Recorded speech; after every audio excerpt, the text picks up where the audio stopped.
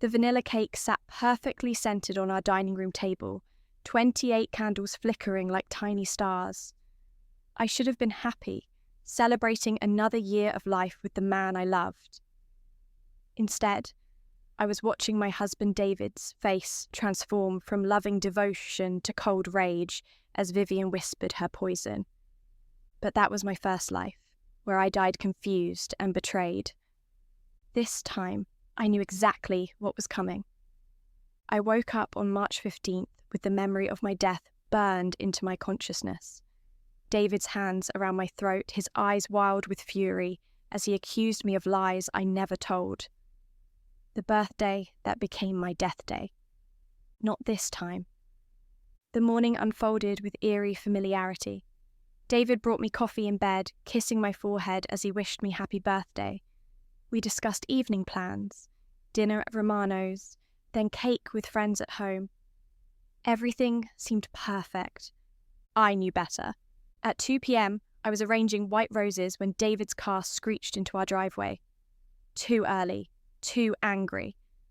In my previous life, I'd been pleased by his early return. Now I understood.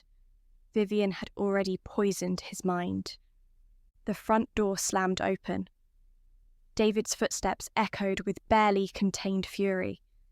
When he appeared in the kitchen doorway, his face was a mask of betrayal I recognized with sick familiarity. "We need to talk," he said, voice stripped of morning warmth. "Of course. Is everything all right?" His laugh was harsh, bitter. "Upset, that's one way to put it. I had a very interesting lunch today. Very enlightening." Here it came. The beginning of the end, exactly as before. But this time, I wouldn't be the confused victim. "Oh, what happened?" "Vivian came to see me," he said, watching for my reaction. "She couldn't keep your secret anymore. Said her conscience was eating her alive." The familiar rage built in my chest, but I kept my expression calm and curious. "Vivian seemed upset about something? What kind of secret?" David's eyes narrowed. He'd expected panic, immediate excuses. My calm response threw him off. "Don't play innocent. She told me everything. About the affair, about the pregnancy that isn't mine, about how you've been lying for months." Each accusation hit like a physical blow, just as they had the first time. But now I understood the game. Vivian had chosen lies that were devastating, but impossible to immediately disprove. "I think there's been a misunderstanding. What exactly did Vivian tell you?" "She saw you with him," David snarled, stepping closer. "At the Riverside Hotel last Thursday. Very cozy. She's been covering for you, but couldn't watch me be played for a fool anymore." Thursday. I'd been at Dr. Martinez's office for blood work, then grabbed dinner alone nearby. David had worked late, coming home after 10. "David, I was at Dr. Martinez's office Thursday for my physical. You can call to confirm." "Convenient," he cut me off. "Vivian said you'd have an excuse ready." Of course she had. Vivian was thorough in her manipulation, planting doubt about my credibility before delivering lies. "Then call the doctor's office. Check my phone. There are photos from the waiting room with timestamps." Photos can be faked, doctors can be bribed. Vivian warned me you'd try all this. I stared at him, seeing the complete transformation. Vivian had made him paranoid, suspicious of every piece of exonerating evidence. "What would convince you I'm telling the truth?" "The truth," he laughed bitterly. "The truth is my wife is a lying whore. The truth is the baby isn't mine. Our entire marriage has been a sham." The words hit exactly as before, but this time I was ready. "I'm not having an affair. The baby is yours. Whatever Vivian told you is the truth. She showed me photos, Helena. Pictures of you with him, kissing, going into that hotel." Photos. New information. Something she hadn't used before. They had to be fake. "Show me," I said simply. "What?" "Show me the photos. If I'm really having an affair, show me the evidence." Uncertainty flickered across his features. This wasn't the emotional breakdown he'd expected. She has them on her phone, showed me at lunch. Then call her, ask her to send them. If I'm guilty, you should have no problem proving it. David's jaw worked silently. Doubt was creeping in for the first time. That's when I heard it. The soft click of high heels on our porch, followed by our doorbell's gentle chime. Vivian had arrived. In my previous life, her timing had seemed coincidental. My best friend coming to celebrate, walking into a dispute. How convenient. Now I understood. This was the final act of her orchestrated plan. She had poisoned David against me, and now she was here to watch the results.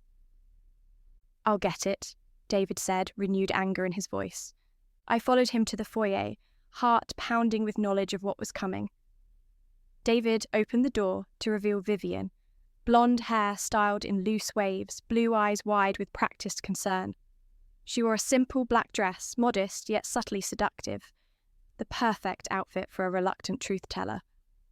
"Oh," she said, gaze moving between David's fury and my controlled features. "I hope I'm not interrupting. I wanted to check on you, David. After lunch, I was worried." Perfect timing. Helena wants to see those photos.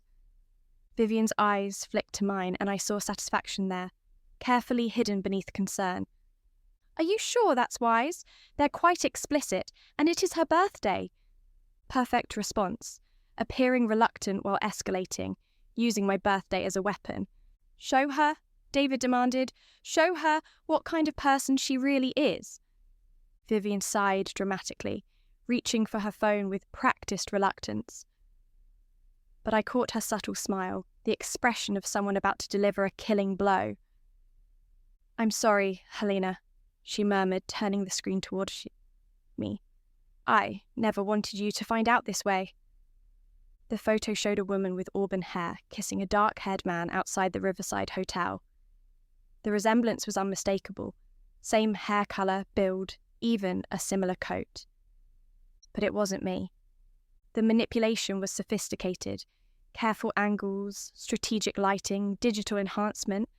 To someone primed to believe the worst, it would be completely convincing. "That's not me," I said calmly. "Helena," Vivian started. "That's not me," I repeated, looking at David. "I can prove it." Both stared at me, clearly not expecting this response. "The coat," I said, pointing to the image. "That's a Michael Kors coat, navy with silver buttons. I've wanted one exactly like that for months. I showed you the catalogue picture, remember? But I don't own it." David's brow furrowed as he studied the photo more carefully. "Anyone could buy a coat," Vivian said quickly. "You're right, but the timestamp doesn't lie." I tapped the screen corner. This was taken Thursday at 6:47 p.m. "David, what time did you get home?" "Around 10:30. You were asleep." "Because I had my doctor's appointment that ran until almost 8. I have receipts, appointment cards, witnesses." Doubt crept back into David's expression. "Medical records can be falsified," Vivian said desperately. "Even if you were there doesn't mean you didn't meet him afterward." "At 6:47 p.m, I was in Dr. Martinez's waiting room, surrounded by patients and staff." I met Vivian's panicked gaze. "But more importantly, how did you happen to be at the Riverside Hotel at that exact moment?" The question hung like a sword. David was looking between us now, anger cooling into suspicion. "I was having dinner nearby," Vivian stammered. "I saw you going in. Couldn't believe it." "You just happened to have your phone ready. In perfect position for this shot. What restaurant, Vivian? Surely you have a receipt." "And another thing," I continued. "If you really saw me betraying David, why wait until today? Why sit on this information for days if you truly cared about him?" "I was trying to find a gentle way. On my birthday, you chose my birthday as the gentle approach." Silence filled the room. David's face showed conflicting emotions. Anger, confusion, doubt, dawning realization. But Vivian had one more card to play, the lie that had sealed my fate before. "There's something else," she said quietly, voice trembling with false emotion. "About the baby." Here it came, the accusation that had driven David to murder. "The baby isn't yours," she whispered to David. "Helena came to me weeks ago, crying, begging for help, said she'd gotten pregnant by another man, but wanted to pass it off as yours." David went completely white. In my previous life, this had been my death sentence, but this time I was ready. "That's interesting, Vivian," I said calmly, "because I'm not pregnant." Both stared in shock. "What?" David breathed. "I'm not pregnant. Never have been. So how exactly did I confess about carrying another man's child?" The silence was deafening. Vivian's face had gone pale, her eyes crumbling like a house of cards. "But the morning sickness," David said weakly. "Food poisoning from that seafood place 2 weeks ago. You felt sick too, remember? Mine just lingered." I faced Vivian fully. "But you knew that. You were there that night. You saw us both get sick." Vivian's mouth opened and closed silently. The confident manipulator was gone, replaced by a cornered liar. "I must have misunderstood," she tried frantically.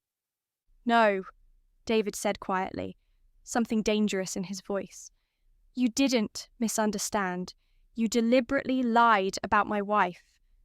The transformation in his expression was terrifying.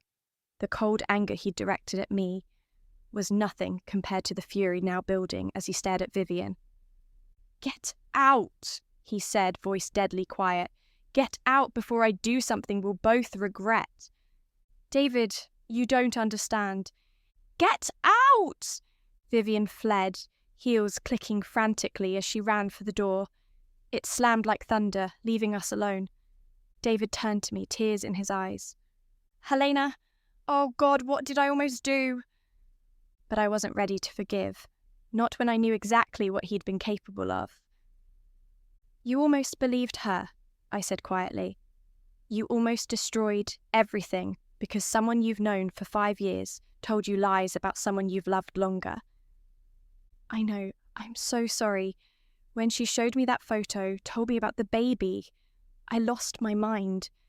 There was no baby, David, no affair, nothing but lies. I know that now, but in the moment, I wanted to hurt you so badly if you hadn't proven she was lying." He didn't finish, but we both knew what would have happened. I had lived it once. I stepped towards our back door. "I need some air." Outside, the sunset painted the sky orange and pink. My birthday cake still sat on the table, candles burned to nothing. I had survived.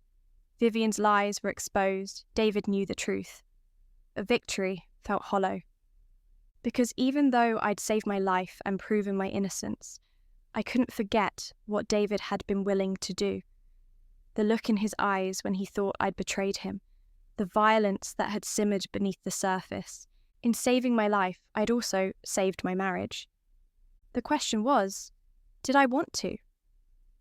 The cool evening air did nothing to calm the storm raging inside me. I stood in our garden, staring at the roses David had planted for our 3rd anniversary, and made my decision. Saving my life wasn't enough anymore. Vivian had tried to destroy me once. She would try again. And David had shown me exactly what he was capable of when pushed. It was time to take control. I pulled out my phone and dialed a number I'd memorized in my previous life, but never had the chance to use. "Detective Rodriguez? This is Helena Mitchell. I need to report an attempted fraud and harassment case. I have evidence of falsified photographs and defamation." By the time I walked back inside, David was pacing the living room like a caged animal. He looked up when I entered, hope and desperation warring in his expression. "Helena, please, we need to talk about this.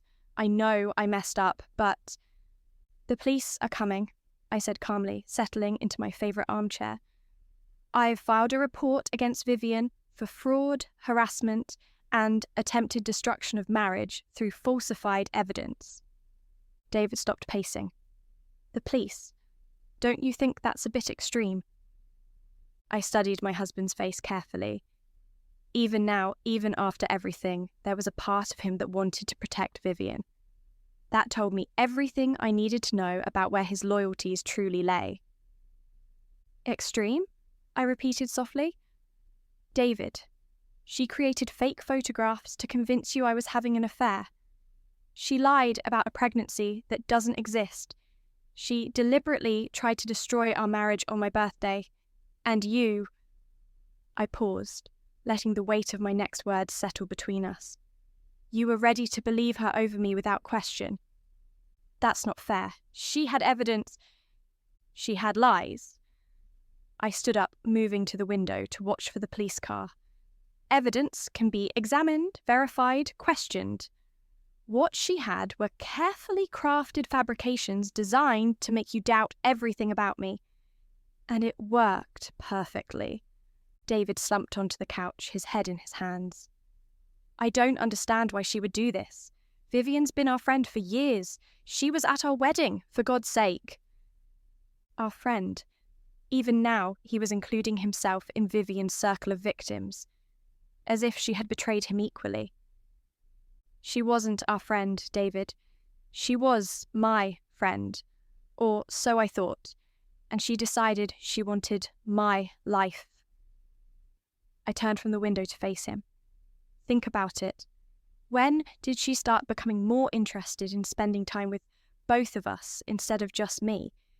When did she start asking more questions about our marriage, our problems, our plans? I watched as understanding began to dawn on his face. In my previous life, I'd never had the chance to connect these dots, never had the clarity to see the pattern of Vivian's manipulation. 6 months ago, he said slowly, when you told her we were trying for a baby. Exactly. And when did you start having doubts about our relationship? When did you start wondering if I was being distant, if I was keeping secrets? Around the same time, he whispered, but that was just coincidence. Was it? Or was that when Vivian started planting seeds? Little comments about how stressed I seemed, how secretive I'd become, suggestions that maybe I wasn't ready for the responsibility of a family? David's face went white as the memories clicked into place. She said, you'd mentioned having second thoughts about kids, that you'd confided in her about feeling trapped. I never said any of those things. I know that now. But she was so convincing, so concerned about both of us. She said she was worried about you, that you seemed overwhelmed. The doorbell rang, cutting off his explanation. Through the window, I could see the patrol car in our driveway. Detective Rodriguez was a middle-aged woman with sharp eyes and a no-nonsense demeanour. I'd researched her thoroughly after my death, knowing I would need someone competent and thorough. Mrs. Mitchell. She stepped into our foyer, taking in the scene with a practiced gaze. You mentioned falsified photographs and harassment? Yes, please come in. I led her to the living room where David sat looking like a man who'd just realised he'd been played. This is my husband, David. He's actually a victim in this case as well, the target of the manipulation. Over the next hour, I laid out everything with calm precision.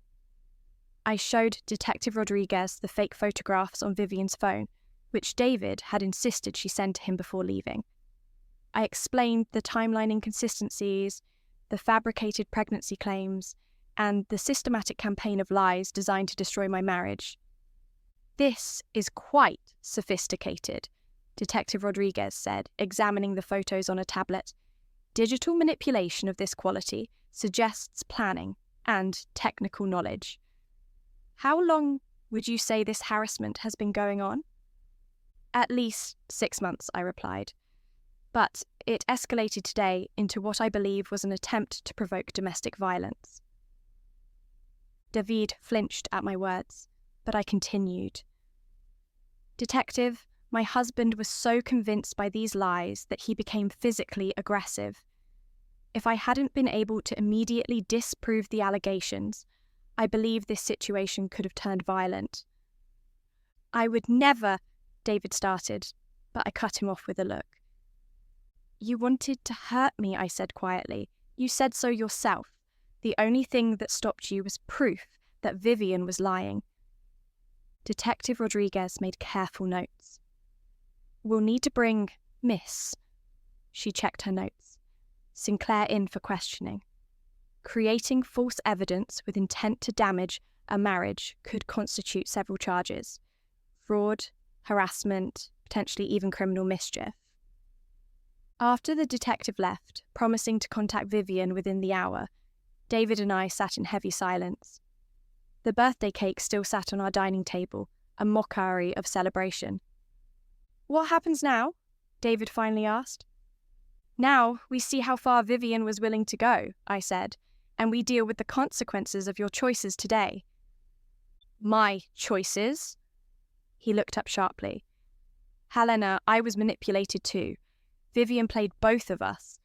No, David, Vivian played you. She tried to destroy me, but she played you. I stood up, suddenly exhausted by the weight of everything that had happened. There's a difference between being a victim and being a weapon. Vivian was the attacker, I was the target, and you were the weapon she tried to use against me. The pain in his eyes was real, but I couldn't bring myself to comfort him. Not yet, not when I could still feel the phantom pressure of his hands around my throat from a timeline he couldn't even remember. I need time, I said simply. I need time to figure out if I can forgive you for being so ready to believe the worst about me, for being willing to hurt me without giving me a real chance to defend myself. How long? He asked desperately. I don't know. My phone buzzed with a text message. Detective Rodriguez. Miss Sinclair is being brought in for questioning. We found additional evidence on her devices. She's been planning this for months. We'll update you tomorrow. I showed David the message. His face crumpled as the full scope of Vivian's betrayal hit him. She really did plan all of this, he whispered. Yes, and you helped her almost succeed. I walked toward the stairs, then paused at the bottom step. David, in the future, when someone tries to tell you who I am, maybe consider asking me first. I'm your wife. I deserved at least that much. As I climbed the stairs to our bedroom, I could hear him crying in the living room below. The sound should have broken my heart. Instead, it felt like justice. Tomorrow, I would start building my new life. Tonight, I would sleep alone in the bed I died in, planning my next moves. Because exposing Vivian was only the beginning. I had learned something valuable from dying. Survival wasn't enough. I wanted to win. I woke up to 17 missed calls from unknown numbers and my phone buzzing with notifications. The morning news was already covering the story. Local teacher arrested for elaborate marriage fraud scheme. Vivian's mugshot stared back at me from every social media platform, her perfect blonde hair dishevelled, her carefully maintained composure completely shattered. But it was the text from Detective Rodriguez that made me smile. Found her laptop. She documented everything. Photos of your house, your schedule, even practice runs of the fake photos. This goes back 8 months. We need to talk. David was already gone when I came downstairs. A note on the kitchen counter saying he'd gone to his mother's to think things through. Good. I had work to do. The police station smelled like burnt coffee and disinfectant. Detective Rodriguez led me to a small conference room where evidence boxes sat stacked against one wall. Your friend was thorough, she said, pulling out a manila folder thick with printed photos. She's been stalking you for months. Pictures of you leaving work, grocery shopping, at the gym. She even followed you to medical appointments. I flipped through the photographs with clinical detachment, seeing my life through Vivian's obsessed eyes. There I was, completely unaware, living my normal routine while being hunted. But this is what's really interesting, Detective Rodriguez continued, sliding a laptop across the table. The screen showed Vivian's digital journal, entries dating back nearly a year. March 18th, Helena mentioned wanting to try for a baby. David seemed excited, need to plant doubts about her maternal instincts. April 2nd, successfully convinced David that Helena has been moody lately. He's starting to question if she's ready for children. May 15th, found the perfect photo manipulation software, testing different scenarios for creating compromising images. June 10th, David is becoming more distant from Helena, phase 1 working perfectly. I read entry after entry, watching Vivian's meticulous dismantling of my marriage play out in her own words. She had studied us like a scientist, identifying our weaknesses and exploiting them with surgical precision. There's more, Detective Rodriguez said, scrolling down. She researched domestic violence statistics, studied cases where spouses killed over infidelity accusations. She wasn't just trying to break up your marriage, Mrs. Mitchell. She was trying to get you killed. The room went cold. Even knowing what I knew, seeing it written out in Vivian's own hand was chilling. July the 23rd. Need to escalate timeline. David's anger issues from his father's alcoholism make him perfect candidate for violence under right circumstances. Birthday would be poetic justice. She always said it was her favourite day. August 8th. Researched best way to fake pregnancy symptoms using over-the-counter medications. Plan is for her to miscarry from stress after I reveal the affair. September 1st. Final preparations complete. Have created 3 separate fake photo scenarios. David's jealousy is at peak level. Time to execute. She was going to drug me, I whispered, the pieces falling into place, to fake pregnancy symptoms. We found the medications in her apartment, hormonal supplements that would have caused nausea, mood swings, even false positive pregnancy tests. Detective Rodriguez closed the laptop. Mrs. Mitchell, this woman was planning to systematically destroy your life and possibly get you killed. Why? I stared at the evidence boxes, thinking of all the times Vivian had been in my home, studying my life, planning my destruction. She wanted what I had, my husband, my house, my life.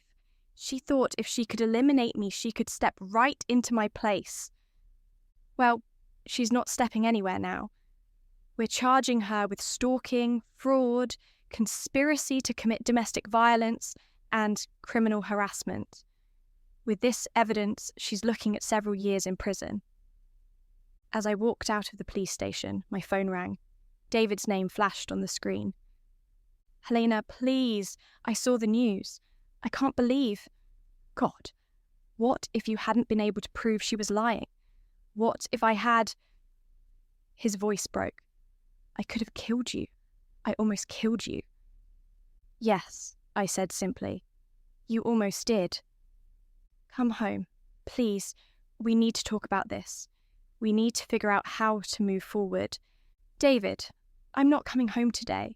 Or tomorrow, I'm staying at the Marriott downtown for a while. What? Why? Vivian's in jail. The threat is over. I stopped walking, standing in the middle of the police station parking lot, as the weight of everything settled over me. The threat from Vivian is over, but you're still there, David. You're still the man who was ready to hurt me without giving me a real chance to defend myself. That's not fair. I was manipulated. So was I. The words exploded out of me with a force that surprised us both. I was manipulated, stalked, framed, and nearly murdered, but somehow I'm supposed to be understanding about your role in it. Somehow I'm supposed to comfort you for almost becoming my killer. Silence stretched between us. I need time to figure out if the man I married still exists, I continued, my voice steadier now, or if he was just another one of Vivian's victims, because right now I can't tell the difference. I hung up and drove to my lawyer's office. Margaret Chen had handled our house purchase 3 years ago. She was sharp, efficient, and completely unsentimental about legal matters. I want to understand my options, I told her after explaining the situation. If I decide I can't continue this marriage, what am I looking at? With this evidence of your husband's near violence and the psychological trauma you've suffered, you'd be in a very strong position, she said, reviewing the police report. Property division would likely favour you, especially since your income as a marketing director is higher than his as a mechanic. Have you given any thought to whether you want to try counselling first? Honestly, I don't know if there's anything left to save. Margaret leaned back in her chair. That's something only you can decide. But, Helena, if you do decide to leave, I want you to know that you don't have to feel guilty about it. What happened to you was trauma. Real, serious trauma. You're not obligated to rebuild with the person who almost became your traumatizer, manipulation or not. That evening, in my hotel room overlooking the city, I sat on the bed with my laptop and started typing. To David, by now you've probably realised I'm not coming home tonight, or anytime soon. I've been thinking about what Vivian said in her journal, that you have anger issues from your father. I never saw it that way before, but maybe I should have. Maybe I was so focused on being the perfect wife that I ignored the warning signs. You say you were manipulated, and you were, but manipulation only works when there's something already there to exploit. Vivian didn't create your capacity for violence. She just found it and fed it. I'm not saying this to hurt you. I'm saying it because if we're going to have any chance of surviving this, you need to understand that your reaction wasn't normal. A husband who truly knows his wife, who truly trusts her, doesn't go from zero to murder in the span of one conversation, no matter how convincing the lies. You need help, David. Professional help. And I need space to figure out if I can ever feel safe with you again. I'll contact you when I'm ready to talk. Don't come looking for me. Helena. I sent the email and turned off my phone. For the first time in months, I felt truly free. Vivian was in jail, David was forced to confront his own demons, and I was alive to make my own choices about what came next. I ordered room service and opened a bottle of wine. It was still my birthday after all. Tomorrow, I would start deciding what my new life would look like. Tonight, I would celebrate the simple fact that I was alive to have that choice. The woman who had died in that kitchen was gone forever. But the woman who had taken her place, she was just getting started. 3 months later, I stood in the visitors' room of Millfield Correctional Facility, watching Vivian shuffle in wearing an orange jumpsuit that clashed horribly with her now faded blonde hair. The carefully maintained perfection was gone, replaced by dark roots, chapped lips, and hollow eyes that held none of their former, calculating gleam. She looked up when she saw me, and for a moment, genuine surprise flickered across her features. Helena? Her voice was hoarse, uncertain. What are you doing here? I sat down across from her, separated by reinforced glass and speaking through a phone that carried our words with clinical clarity. I came to see how you're adjusting to your new life. Vivian's eyes narrowed, searching my face for any hint of the naive woman she'd once manipulated so easily. You look different, I smiled. She was right. The timid, trusting Helena, who had died in that kitchen, was gone forever. In her place sat someone harder, sharper, completely unrecognisable to the woman who had orchestrated her destruction. Prison suits you, I said conversationally. I heard you've been having trouble with your cellmate. Something about her not appreciating your superiority complex. Vivian's composure cracked slightly. How do you... I have friends everywhere now, Vivian. Amazing how many doors open when you're the victim of such a fascinating crime. Did you know your case is being studied in criminal psychology classes? You're famous. Not quite the way you planned, but still. What do you want? She snapped, the facade of vulnerability finally dropping. I want to thank you. The words hung in the air between us like a bomb waiting to explode. Thank me? Vivian's laugh was harsh, bitter. For what? Destroying your marriage, getting arrested, ruining my life? For showing me who David really was. I leaned forward, my voice dropping to a whisper. For showing me who I really am. Vivian stared at me, confusion and dawning fear warring in her expression. This wasn't the broken, defeated woman she'd expected to find. You see, I learned something interesting while you've been in here, I continued. David's in therapy now. Court-mandated anger management after I filed a restraining order. Turns out his therapist thinks he shows classic signs of someone capable of domestic violence. Who knew? You filed a restraining order against your own husband. Oh, that's not all. I pulled out my phone and scrolled through recent photos. This is my new apartment downtown. Corner unit, 23rd floor, stunning views. And this, I swiped to the next image, is my promotion letter. Senior marketing director now, with a 60% salary increase. Turns out, almost being murdered by your spouse really motivates you to excel professionally. Vivian's face was growing paler with each revelation. But wait, there's more, I said with mock enthusiasm. This is my new car, BMW convertible, midnight blue. And this handsome man here, that's Marcus, my new boyfriend. He's a federal prosecutor who specializes in stalking cases. Funny how life works out. I could see Vivian's hand shaking now, the phone trembling against her ear. You destroyed everything, she whispered. You destroyed my entire life over nothing. Over nothing, I repeated softly. Vivian, you tried to have me murdered. You spent months planning my death. You documented every step of turning my husband into a weapon aimed at my heart. And you called that nothing. I never meant for David to actually hurt you. I just wanted him to leave you, to see what kind of person you really were.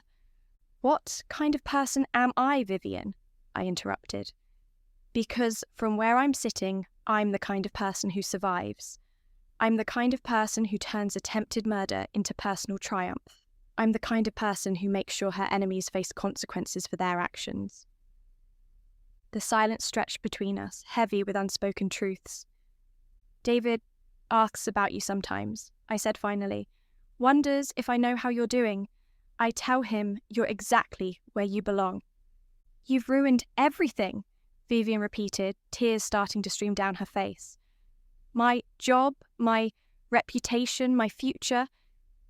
You ruined those things yourself when you decided to play God with my life. I stood up, preparing to leave.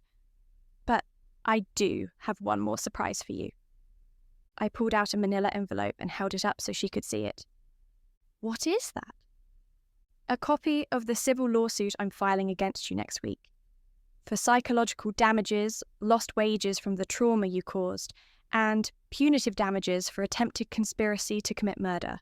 My lawyer thinks I have an excellent case. Vivian's face went white. I don't have any money. Prison doesn't exactly pay well. I know, but you'll have money again someday. Maybe in 10 years when you get out, maybe in 20. And when you do, every cent you earn for the rest of your life will have my name on it. Every job you get, every paycheck you receive, every dollar you save, part of it will come to me. Forever. I started to hang up the phone, then paused. Oh, and Vivian? Happy birthday. I made sure to file the lawsuit today, March 15th. Now you'll always remember this date too. As I walked out of the prison, my phone buzzed with a text from Marcus. Dinner tonight? I made reservations at Romano's. Romano's. The restaurant where David and I were supposed to celebrate my birthday before everything went wrong. Where I was supposed to die, happy and naive, never knowing what hit me. I texted back, "Perfect. I have something to celebrate." The drive back to the city gave me time to think about how far I'd come. The old Helena would have been horrified by the cold calculation I'd just displayed, by the systematic destruction of Vivian's future I'd orchestrated. She would have believed in forgiveness, in moving on, in taking the high road. But the old Helena was dead. She had died in a kitchen on her birthday, strangled by the hands of someone who claimed to love her. The new Helena understood that some people didn't deserve forgiveness. Some people deserved consequences that lasted forever. My phone rang as I pulled into my apartment building's garage. David's name flashed on the screen. "Hello, David." "Helena, I heard you went to see Vivian today. Why would you do that?" "Closure," I said simply. "Listen, I've been in therapy for 3 months now. Dr. Stevens says I'm making real progress with my anger issues. Maybe we could talk about trying again, starting over." I walked into my apartment building, past the doorman who greeted me by name, into the elevator that carried me to my new life 23 floors above the ground. "David, do you remember what you said to me that night? Right before Vivian's lies fell apart?" Silence on the other end. "You said you wanted to kill me. You said you wanted to hurt me so badly for what you thought I'd done. Those weren't Vivian's words, David. Those were yours. I was manipulated, and I was almost murdered. There's a difference." The elevator doors opened on my floor, revealing the hallway that led to my beautiful new apartment, my beautiful new life, my beautiful new freedom. "Goodbye, David, don't call again." I hung up and blocked his number. Inside my apartment, I poured myself a glass of wine and stood at the floor-to-ceiling windows overlooking the city. Somewhere out there, Vivian was lying in a narrow prison cot, contemplating a future where every dollar she earned would remind her of her failure. Somewhere else, David was sitting in therapy, trying to understand how his anger had nearly made him a killer. And here I was, alive, successful, and completely in control of my own destiny. I raised my glass to my reflection in the window. "Happy birthday to me," I whispered. The woman looking back at me smiled, and for the first time since my rebirth, it was a smile of pure, unadulterated triumph. Some stories end with forgiveness, some end with reconciliation. This one ends with justice. And sometimes justice is the sweetest victory of all.